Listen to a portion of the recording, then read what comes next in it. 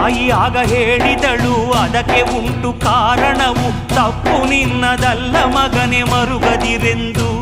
ಈ ನೆಲದೊಳಗೆ ಅಸುರ ಬಲ ಕುಣಿದಿಹುದು, ಮದದಲ್ಲಿ ನಿಗ್ರಹಿಸಿ ಸಲಹಬೇಕು ಭುವಿಯನು.